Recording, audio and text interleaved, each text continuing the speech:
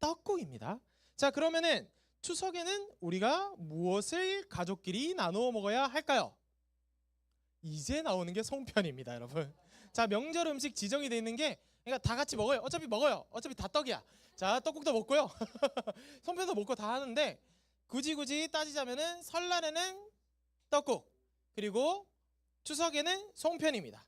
근데 여러분 옛날 송편과 요즘 송편에 떠들지 마. 네. 자, 옛날 송편과 요즘 송편의 차이가 있습니다. 뭘까요? 속이 줄었다? 그 혹시 얘들아 혹시 과대 포장된 송편만 먹어봤니? 전사님은 아버지가 떡집 하시기 때문에 알거든요. 난 떡 싫어해. 그래서 난 떡 싫어해. 네, 옛날 송편과 요즘 송편의 차이가 있습니다. 뭐냐면은 바로 찔 때 이걸 넣냐 안 넣냐의 차이예요. 맞아요. 솔잎을 넣냐 안 넣냐의 차이예요. 자, 현대식 방식의 우리 아버지가 찌는 찜기는 서로 안 붙어요. 찜기를 잘 사용하면은. 그래서 솔잎을 넣을까요 안 넣을까요? 안 넣죠. 근데 옛날에 찜기에는 다닥다닥 붙어 있어야 되잖아요. 솔잎을 안 넣으면 어떻게 될까요? 다 붙어요. 그냥 한 개의 반죽 덩어리가 되어버립니다. 네. 그래서 이 솔잎을 까느냐 안 까느냐 하는 차이가 있어요. 그런데 어느 날 그래서 제가 우리 아버지가 떡집을 하신다 했잖아요. 늘 현대식 송편만 먹어온 거예요. 송편만 먹고 오다가 이런 맛이구만. 형태는 이렇게 귀엽게 생겼고 그런 맛이랬구나 했는데 어느 날 TV를 보다가 한국인의 밥상이란 프로그램을 봤습니다. 거기서 안동 지방의 한국인의 밥상에 나오는데 그때 추석에 뭘 해 먹냐면은 손으로 송편을 빚고 계시는 거예요. 예쁠까요? 안 예쁠까요? 자, 여러분 놀라운 지시를 알려드리겠습니다. 자, 우리 송편 있잖아요. 이 송편 떡집에서 할 때 물론 소를 안에다 넣고 그렇다고 생각하지만 손으로 할까요? 안 할까요? 다 기계가 합니다. 피 다 넣고요. 그 소 넣는 기계 따로 있고요. 자자자작 뽑아내면 이렇게 동그랗게 나와요. 그걸 그대로 쪄내니까 어때요? 생김새가 다 비슷하죠. 근데 손으로 만든 송편은 어떨까요? 울퉁불퉁하고 못생겼어요. 근데 제가 가장 충격적인 게 뭐냐면은 거기 한국인의 밥상에 나오는 한 아주머니가 이 송편을 먹고 무슨 얘기를 하는 줄 알아요? 고소하다, 달다가 아니라 솔잎 향이 은은하게 난다라고 하는 거예요. 난 이게 너무 충격적이었어요. 아니 송편을 먹는데 왜 솔잎 향이 나? 자, 그러면 물어보겠습니다. 옛날 송편과 요즘 송편의 차이는 뭐예요? 솔잎향이 나는가 안 나는가의 차이가 있습니다. 여러분 근데 우리도 이 옛날 송편과 요즘 송편이 다른 솔잎향이란 차이가 있듯이 우리 그리스도인에게도 삼위일체 하나님을 알기 전에 우리의 모습과 알고 난 이후의 모습에서의 향기가 다르다고 합니다. 어떤 향기가 다를까요? 그리스도의 향기가 우리에게 묻어져 있냐 묻어져 있지 않느냐가 다르다고 합니다. 그럼 도대체 무엇이 내 삶에 이런 그리스도의 향기를 묻게 만드는가에 대해서 오늘 말씀을 통해서 한번 알아보려고 합니다. 자, 오늘 뭘 알아보겠다고요? 그리스도의 향기가 어떻게 하면은 우리 삶에 묻어나올 수 있는지 알아보도록 하겠습니다. 여러분 오늘 어느 말씀이에요? 어디장 어디야 뭐야 어디 52장이에요? 네, 이사야 52장의 말씀입니다. 네, 52장, 53장 둘 다죠. 네, 이사야 53장, 52장의 말씀의 배경은 어떤 배경이냐면요. 이스라엘이라는 나라가 있을까요, 없을까요? 이스라엘이라는 나라가 이사야가 살던 당시에 있을까요, 없을까요? 없어요. 이제는 이스라엘이라는 나라가 사라진 상태였습니다. 왜냐하면 주전 586년에 바빌론이라는 나라가 이스라엘이라는 나라를 쳐들어와서 점령했고 이스라엘이라는 나라가 패망했기 때문입니다. 여러분 바벨로니아 들어봤어요? 들어봤죠? 바벨론 왕국에서 제일 유명한 게 뭐예요? 공중정원. 그게 제일 유명하죠. 바벨론이란 나라가 이스라엘을 쳐들어와서 점령하고 나라가 패망했습니다. 그리고 이스라엘에 있던 사람들은 자 들어봐서 생각해봐요. 우리가 일제강점기 때 아니야 일제강점기도 생각 안 해도 돼. 자 몽골 침략했을 때 여러분 자 우리나라에 있던 백성들이 나라가 멸망하진 않았지만 어떻게 됐어요? 끌려갔죠. 자, 그러면 나라가 멸망한 지금 이스라엘 백성들이 어떻게 될까요? 바벨론으로 끌려갈까요? 안 끌려갈까요? 끌려갔겠죠. 이스라엘에 있던 사람들은 바벨론 땅으로 포로로 끌려가서 몇 년 동안 살게 될까요? 70년 동안 살게 됩니다. 우리 따라해 봅시다. 70년. 자, 따라해 봅시다. 70년이 지나면 돌아오리라. 이게 포로기 당시에 예언자들이 입에 닳도록 했던 얘기입니다. 70년이 지나면 돌아오리라. 몇 년 동안 지속되었다고 이 포로기가? 70년. 그런 상황에 있던 이스라엘의 백성들은 여러분 깊은 절망과 상심감을 가지게 되었습니다. 여러분 우리나라의 일제강점기가 몇 년 동안 지속되는지 아세요? 와, 기가 막힙니다.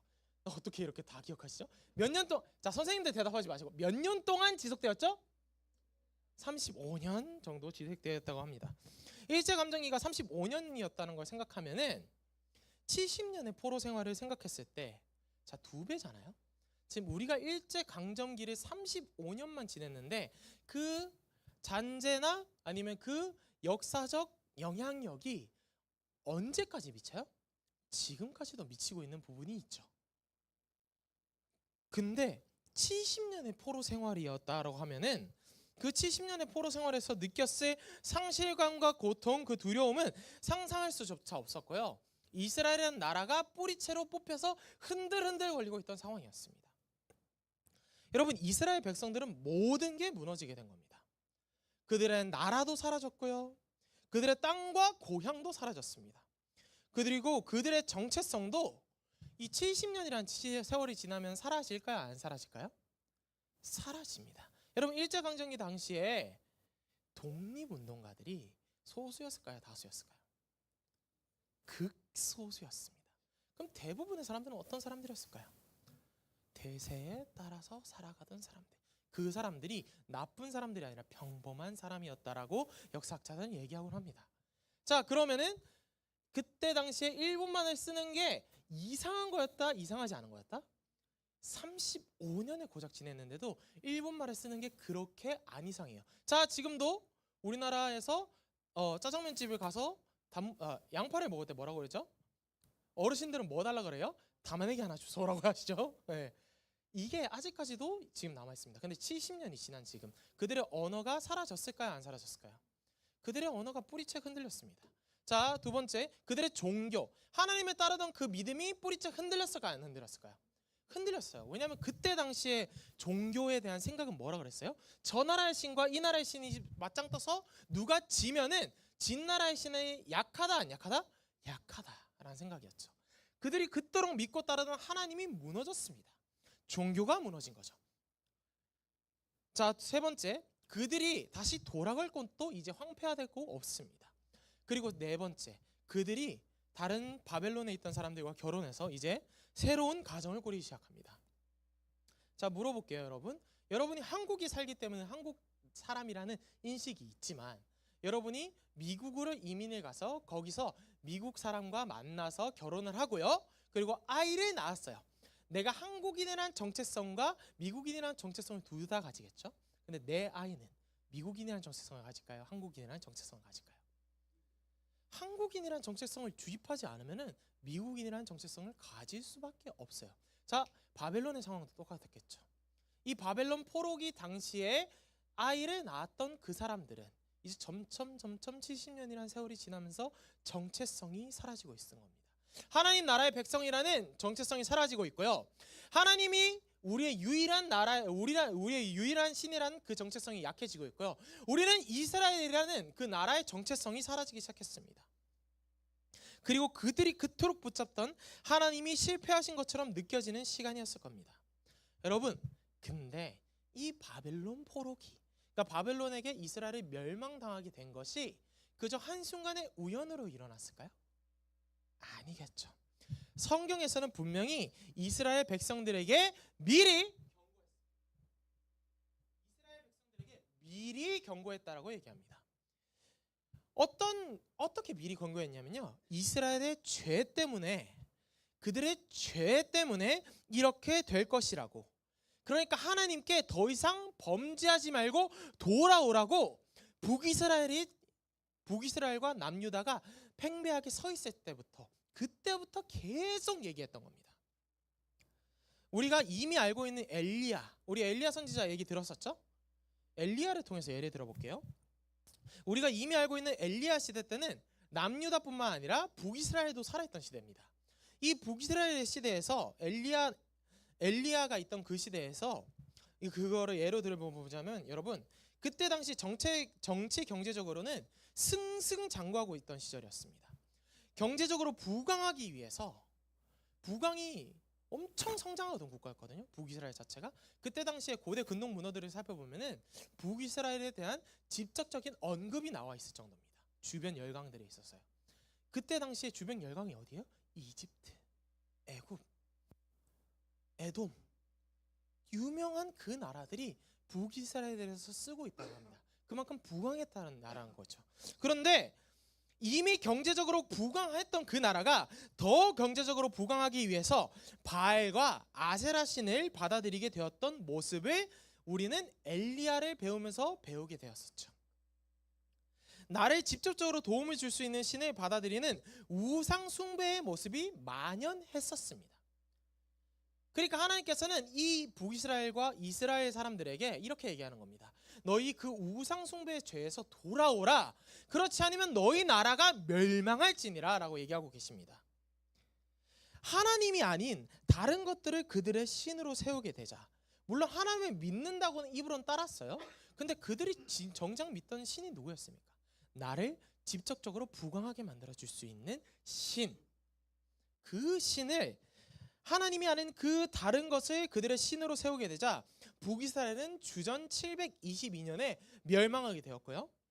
522년에 남유다 동안 멸망하게 되었습니다. 여러분 묻겠습니다. 하나님이 이스라엘을 떠나신 겁니까? 아니죠. 하나님이 이스라엘을 떠난 게 아니라 이스라엘 백성들이 하나님을 떠난 겁니다. 이스라엘 백성들이 하나님을 밀어내게 되자 그 결과가, 상황은 흘러 이 바벨론이라는 나라가 침공하게 되어서 결국 멸망하게 된 겁니다. 그 죄의 결과들이 지금 흘러 이미 멸망하고 바벨론이라는 타국 땅에서 희망도 없이 살아가고 있는 이스라엘의 백성들의 모습으로 나타나고 있는 겁니다. 그것이 오늘 말씀의 배경이죠. 여러분, 그럼 물어보겠습니다. 자, 이스라엘이 멸망하게 된 것은 뭐 때문이라고요? 하나님의 입장에서 본다면, 성경의 입장으로 본다면 하나님이 아닌 다른 것을 신으로 삼았던 우상 숭배의 죄 때문에 멸망하게 되었습니다. 자, 그렇다면 그 이스라엘 백성들은 바벨론 포로기 당시에 하나님이 자신들을 떠나셨다고 생각했을까요? 떠나지 않으셨다 생각하셨을까요? 떠났다고 생각했죠. 그럼 그들에게 희망이 있을까요? 자, 물어보겠습니다. 우리 현대에서도 잘 살펴봐요. 누군가 집안에서 암이 걸렸다 칩시다. 암이 걸렸다 쳐요. 처음엔 뭘 하죠? 수많은 돈을 들여서 이것저것 병원에 다 가봐요. 자, 돈으로 해봐요. 근데 아무리 유명한 병원에 가도 고칠 수 없대요. 그럼 이제 뭐 해보기 시작하는 줄 알아요? 민간요법을 해보기 시작합니다. 주변에 유명한 사람들한테 다 가봅니다. 이제 뭘 따르기 시작해요? 사람도 따라보기 시작합니다. 그리고 난 다음에 내 힘으로 어떻게 해보다가 결국 아무것도 안 될 때 그제서야 뭘 따라요? 신을 따르기 시작합니다. 점 보러 가고요.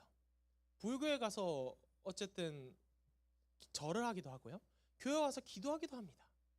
자, 근데 지금 이 바벨론의 포로기 당시에 있던 이스라엘 상황들은 기도를 할 수조차 있어요, 없어요? 없어요. 왜냐, 하나님이 나를 떠나셨다 생각했거든요. 희망이 그들에게서는 아무것도 없던 상태입니다. 아무런 희망이 없습니다. 그 어떤 희망도 없는 것 같은 이스라엘에 하나님은 오늘 이사야를 통해서 52장에 다시 한번 희망을 전해주시고 계신 겁니다. 이사야 52장을 보면 이렇게 얘기합니다.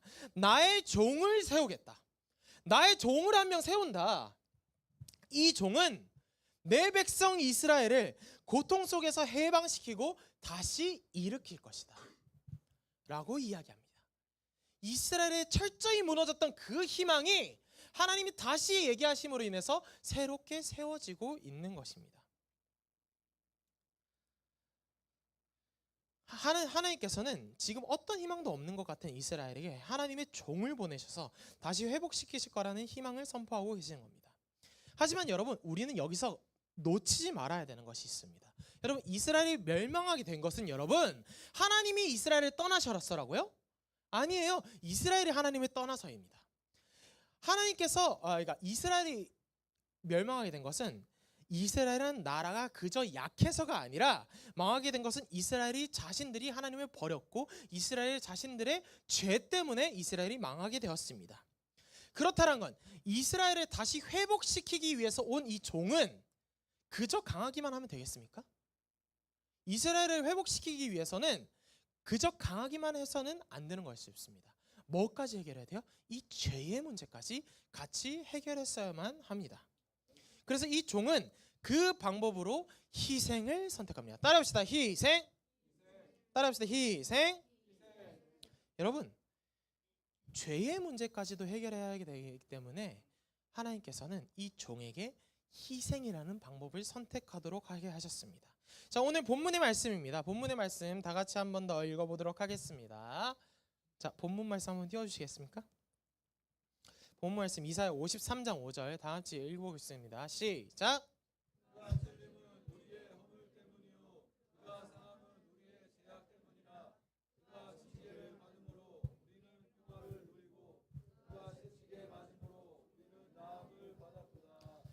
아멘. 그가 찔린 것은 우리의 허물 때문이고 죄 때문이고 그가 상처받은 것은 우리가 죄를 짓는 연약함 때문이다. 그가 징계를 받음으로써 그가 벌을 대신해서 받음으로써 우리가 받아야 될 그 벌을 대신해서 받음으로써 우리는 평화를 누리고 그가 우리가 맞아야 될 그 매를 대신 맞음으로써 우리는 병이 나았다라고 얘기합니다. 여러분, 이스라엘 백성들은 그 무너졌던 희망이 이 말씀을 통해서 희망을 얻었습니다. 그리고 이스라엘 백성을 회복시킬 메시아를 기다리게 되었죠. 여러분, 마지막입니다. 집중의 박수. 자, 집중의 박수. 얼굴을 드세요. 여러분, 이 이스라엘을 우리 자신으로 적용시켜서 이제 생각해 보면 됩니다. 이스라엘은 바로 우리입니다. 우리도 이스라엘처럼 죄를 짓습니다. 죄인입니다. 왜요? 여러분, 이스라엘 백성과 우리는 별반 다르지 않아요. 우리도 하나님이 아니라 우리 눈에 확실하게 보이는 답을 따라서 살아갑니다. 물어볼게요. 교회 잘 나오면 대학 가나요? 좋은 대학 갑니까? 기도 열심히 하면 여러분 성적이 오르던가요? 물어볼게요. 여러분이 교회에서 열심히 사역하면 좋은 직장을 가지게 됩니까? 아닙니다. 여러분, 근데 그 얘기가 지금 여러분이 전사님이 이렇게 얘기했을 때 어떤 얘기처럼 들려요? 듣기 싫은 얘기처럼 들립니다. 왜요? 나는 지금 하나님께 뭘 바라고 있어요? 하나님 그 자체를 바라기보다는 대학을 잘 가게 해주실 하나님, 돈을 많이 벌게 해주실 하나님, 좋은 직장을 가지게 해주실 하나님, 내 인생을 행복하게 만들어질 하나님으로 그 하나님 자체를 우리가 관계 맺고 싶어 하는 게 아니라 그런 내가 잘 되기 위한 하나님을 요청하고 있는 겁니다. 우린 대학에 미쳐 살아가고요, 돈에 미쳐 살고요, 외모에 미쳐 살고 여러 가지 가치들에 미쳐서 살아갑니다. 우리도 이스라엘처럼 우리의 진짜 하나님은 하나님이 아니에요. 하나님이 나의 신이 아니라 나만의 답, 나만의 신을 만들면서 살아갑니다. 그리고 그거를 하나님을 믿는다고 포장하죠. 물어보겠습니다. 여러분이 따르던 하나님이 진짜 하나님이 맞습니까? 여러분, 원래 우리도 이스라엘 백성들이 나라를 빼앗겼던 것처럼 죄의 대가를 받아야 됩니다. 하지만 오늘 본문의 하나님은 종이 이미 우리를 위해서 일하셨기 때문에 따로 심판을 받지 않아도 된다라고 이야기하십니다. 우리를 위해서 찔리시고 우리의 죄를 대신해서 상처받으신 분이 누굽니까? 바로 예수 그리스도입니다. 따라합시다. 예수 그리스도. 이스라엘 백성들이 기다리던 그 희망이 우리에게 이미 찾아오신 겁니다. 여러분, 하나님께서는 이스라엘을 회복시키기 위해서 하나님의 종을 보내셨습니다. 그리고 그 완벽한 하나님의 종으로 사셨던 분이 지금 우리와 함께 계십니다. 그분이 누굴까요? 따라합시다. 예수 그리스도. 완벽한 하나님의 종으로 사신 예수 그리스도가 이제 여러분에게 이렇게 이야기하신다는 겁니다. 이제 너희가 하나님의 종으로 살아라. 따라합시다. 이제 우리가 하나님의 종으로 살아라. 이제 너희가 하나님의 종으로 살아라. 내가 너희를 위해서, 내가 너희를 구하기 위해서 완벽한 하나님이 종이 되었던 것처럼 너희도 나를 사랑한다면 너희도 하나님의 종처럼 살아야 한다라고 얘기하고 계신 겁니다. 여전히 우리는 오늘도 넘어집니다. 왜요? 우리는 예수님이 아니기 때문입니다. 우리는 예수님이 아니라서 오늘도 넘어지지만 예수님께서 그때마다 이렇게 얘기하십니다. 잘 들어보세요. 나를 따라서 살아라. 나의 제자로 살아라. 너희도 서로의 허물을 덮여주면서 살아라. 그게 너희가 너희를 설령 찌른다고 할지라도 서로의 허물을 덮어주면서 살아라. 내가 너희의 허물을 덮어주지 않았느냐? 내가 너희를 위해서 찔리지 않았느냐? 내가 너희를 위해서 상처받지 않았느냐? 너희가 때로는 상처받게 되더라도, 너희가 때로는 누군가 때문에 찔리게 되더라도 그들의 허물을 덮어주면서 살아라. 그게 내가 너희를 위해서 못 박힌 이유다 라고 얘기하십니다. 여러분, 이것이 우리가 그리스도인으로 부름받음입니다. 이것이 제자의 삶입니다. 이것이 하나님의 종의 삶입니다. 우리에게 더 이상 주어진 것은 여러분, 그래서 심판이 아닙니다. 우리에게 주어진 것은 훈련입니다. 따라해봅시다. 훈련. 우리는 여전히 오늘도 죄를 짓나요? 안 짓나요? 짓죠. 자, 우리 남자애들 야동 보나요? 안 보나요? 마음속으로 대답해 보시죠. 자, 야동을 안 본다고 얘기하는 남자들은 거짓말쟁이입니다. 자, 야동을 한 번만 본다고 얘기하는 남자들도 거짓말쟁이입니다. 야동을 가끔 본다고 얘기하는 남자들도 거짓말쟁이입니다. 자, 다 보겠죠. 자, 여자애들 한번 물어보겠습니다. 여러분 마음속에 질투하는 마음을 세상에서 한 번이라도 살아봤을 때 안 들어본 적 있나요? 여러분 마음속에 질투하는 마음이 있나요? 없나요? 있죠. 여러분, 우리는 오늘도 넘어집니다. 근데 그 넘어지는 거에 대한 대가, 우리의 죄에 대한 심판을 매번 매순간 받는다면 우리는 살아갈 수가 없습니다. 근데 하나님께서 이제 얘기하십니다. 너희한테 주어진 거는 심판이 아니야. 대가가 아니라 훈련이다. 따라합시다. 대가가 아니라 훈련이다. 우리에게 지금 남아있는 것은 심판이 아니라 훈련이 남아있습니다.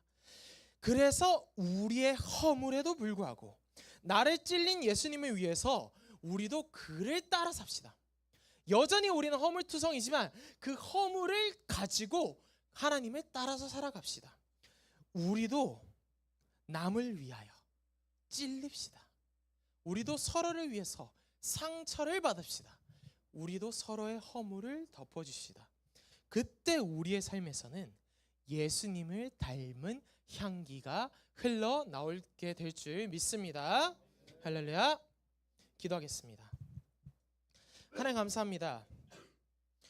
오늘 말씀을 통해서 우리의 허물에도 불구하고 우리를 여전히 사랑하신다고 얘기하셨던 그 하나님을 믿게 되었습니다. 주님, 우리의 허물에도 불구하고 하나님께서는 우리의 죄를 대신해서 죽으시기 위하여 그 찔리심을 당하였고, 우리의 허물에도 불구하고 우리를 대신하셔서 우리를 사랑하셔서 대신 상처받으셨습니다. 주님, 주님께서는 역으로 우리에게 이렇게 얘기하십니다. 너희도 남을 위해서 찔려라. 너희도 누군가를 위해서 상처받아라 라고 얘기하십니다. 주님, 하나님께서 우리를 위한 하나님의 종이 되어주셨던 것처럼 우리도 서로를 위한 하나님의 종으로서 살아갈 수 있게 도와주시옵소서. 감사드리며 예수님의 이름으로 기도드립니다. 아멘. 우리 자리에서 일어나겠습니다.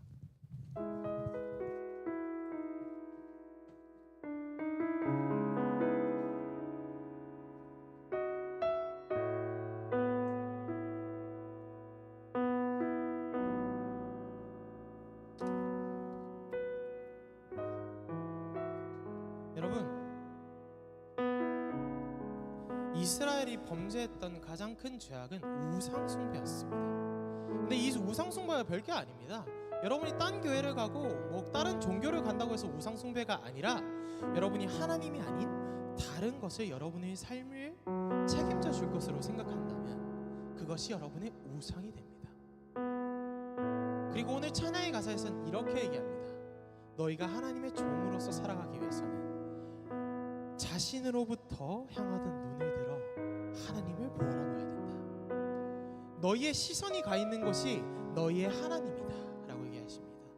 여러분, 우리의 시선은 지금 어디에 가 있습니까? 여러분의 시선이 가 있는 곳이 대학입니까? 여러분의 시선이 가 있는 곳이 여러분의 여자친구입니까? 남자친구입니까? 여러분의 시선이 가 있는 곳이 도대체 어디입니까? 그것이 여러분의 시선이 가 있는 곳이 하나님이 아닌 다른 곳이라면 그것이 여러분의 우상인 줄 믿습니다. 할렐루야. 그 시선을 이제 들어서 하나님을 바라봅시다.